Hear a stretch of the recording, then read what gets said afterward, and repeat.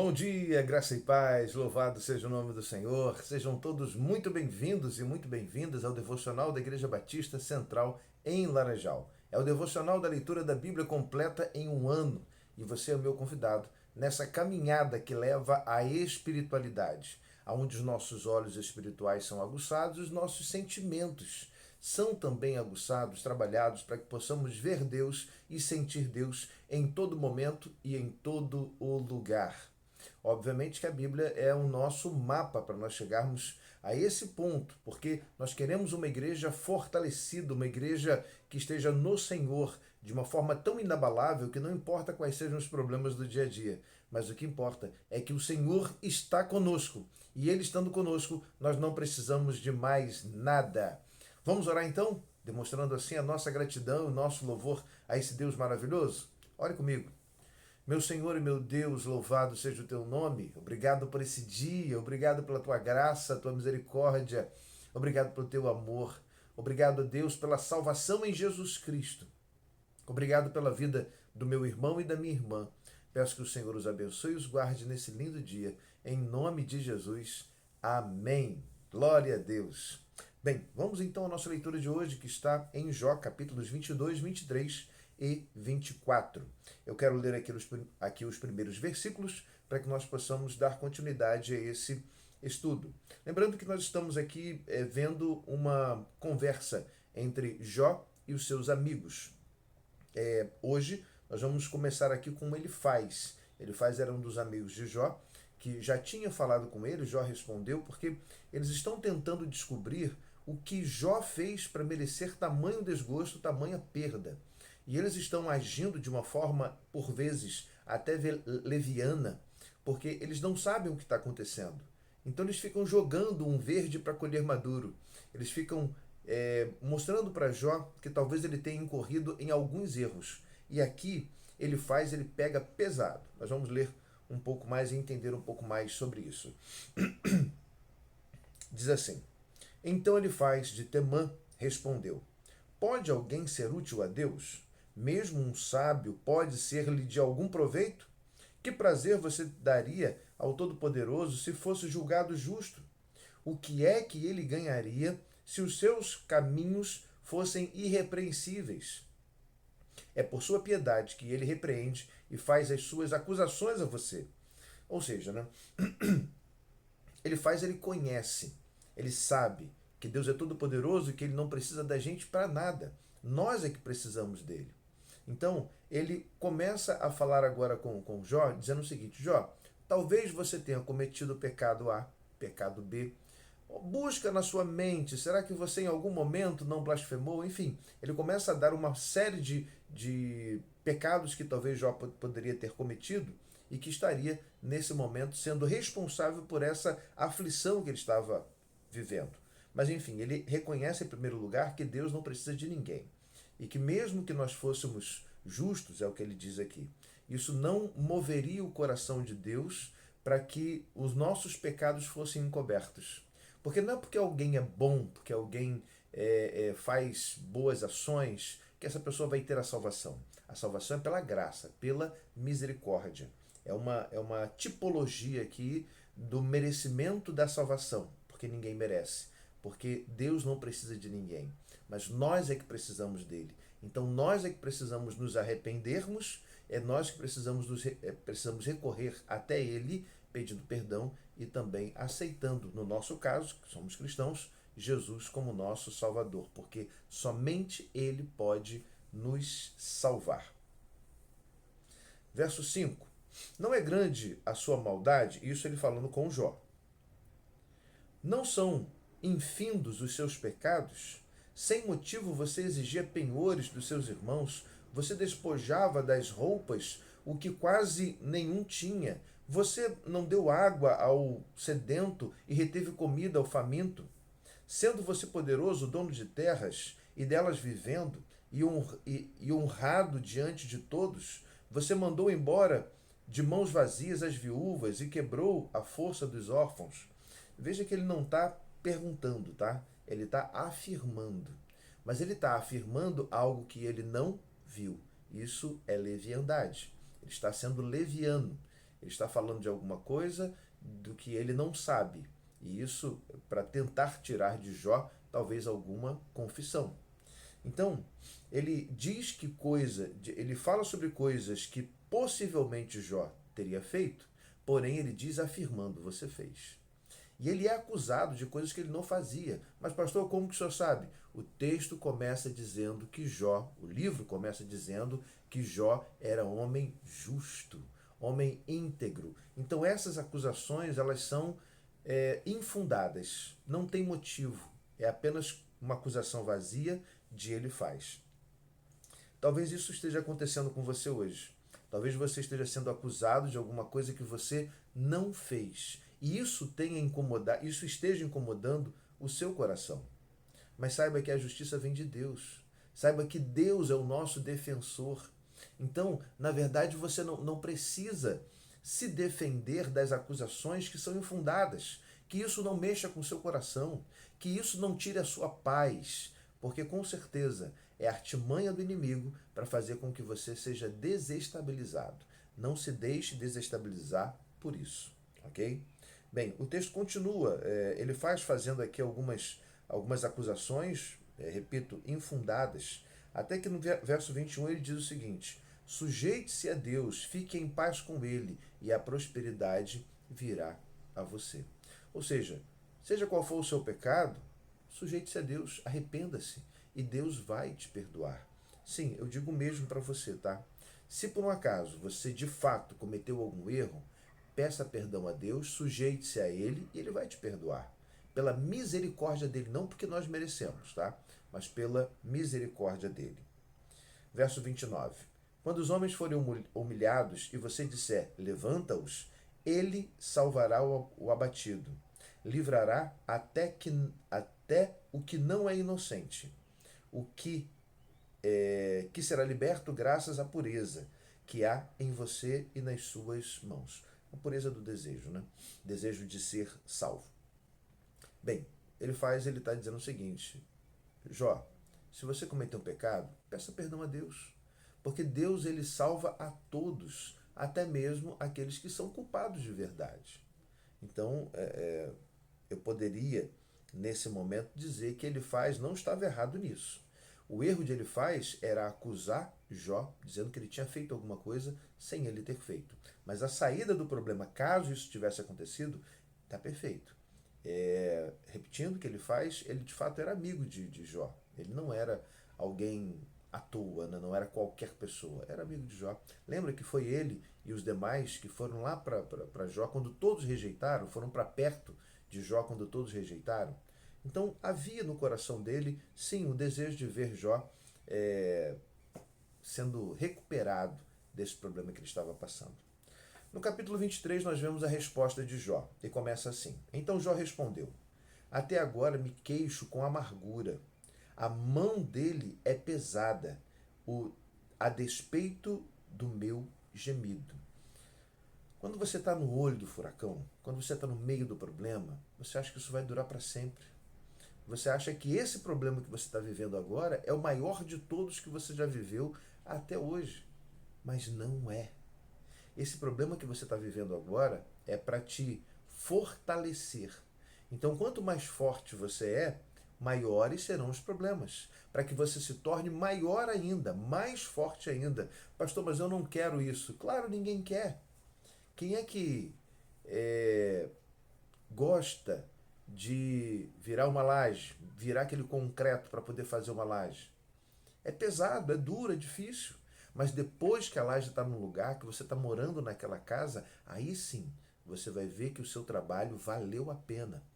Então, esse problema que você está passando agora é para te tornar uma pessoa mais forte. E amanhã ou depois, quando o mundo vier te assolar com uma provação mais forte, você vai agradecer pela provação anterior que te tornou mais forte. Então, creia, esse problema é para te fortalecer, não é para te derrubar. Jó estava se queixando porque, naquele momento, ele estava vivendo a maior dificuldade de sua vida. E é de fato, é de fato. O que me traz à mente aqui é o seguinte, né? Não são só os problemas que nos provam, mas também as nossas regalias, mas também todos os benefícios que nós temos. Porque quando tudo vai bem, nós somos tentados a esquecermos de Deus. Então, se você não estiver preparado quando tudo dá certo, você esquece de Deus. Então, lembre-se de Deus o tempo todo. Não deixe nem a fartura, nem a escassez te jogarem para baixo ou trazerem para o seu coração a incredulidade. Verso 6. Será que ele se oporia a mim com grande poder? Não, ele não me faria acusações. Bem, o que Jó está dizendo é o seguinte, né? Se Deus olhasse para o coração dele, para o coração de Jó, Deus não faria acusações, porque ele não era culpado daquelas acusações que ele faz, estava acusando ele. E Jó sabia disso. Jó sabia disso. Mas de forma resiliente. Ele estava assim, amargurado, triste, reclamando, o que é normal do ser humano. Mas ele não zombou, ele não blasfemou contra Deus em nenhum momento sequer. Verso 10. Mas ele conhece o caminho por onde ando. Se me puser à prova, eu aparecerei como ouro. Ele sabia quem era ele, homem justo, íntegro. E ele não colocaria isso, não jogaria isso no ralo, não jogaria isso fora por causa da aprovação. É na aprovação que nós mostramos quem somos realmente. E Jó estava mostrando quem ele era. Um homem íntegro, um homem justo, temente a Deus. Verso 13. Mas ele é ele. Quem poderá fazer-lhe oposição? Ele faz o que quer. Ele demonstra o caráter que ele tinha, que era um caráter de dependência e de reconhecimento do poder de Deus. Jó sabia que o poder de Deus era maior do que a aflição que ele estava vivendo. E se Deus estava permitindo que isso acontecesse, é porque Deus tinha algum motivo. Verso 16. Deus faz desmaiar o meu coração. O Todo-Poderoso causou-me pavor. Contudo, não fui silenciado pelas trevas, pelas densas trevas que cobrem o meu rosto. Ou seja, a integridade dele, a justiça dele, o temor a Deus falava mais alto do que o problema, do que as densas trevas. Que hoje, meu irmão, você, a voz da sua vontade de servir a Deus, da sua fidelidade, fale mais alto do que as densas trevas. Que o seu caráter moldado em Deus fale mais alto, mostrando quem você é. Uma pessoa justa, temente a Deus, uma pessoa íntegra. Não deixe o problema fazer com que você seja abalado. Capítulo 24, ele continua, Jó falando, respondendo a Elifaz. Porque o Todo-Poderoso não marca as datas de julgamento, porque eles que o conhecem não chegam a vê-las. Ele está perguntando, né? Por que eu não sei o dia que isso tudo vai acabar? Talvez com a morte, talvez com a restituição, não importa. Por que a gente não fica sabendo? Ele questiona a si mesmo, né, e aos seus amigos. Por que Deus não marca as datas? Exatamente porque nós não saberíamos lidar com elas. A ansiedade encheria o nosso coração.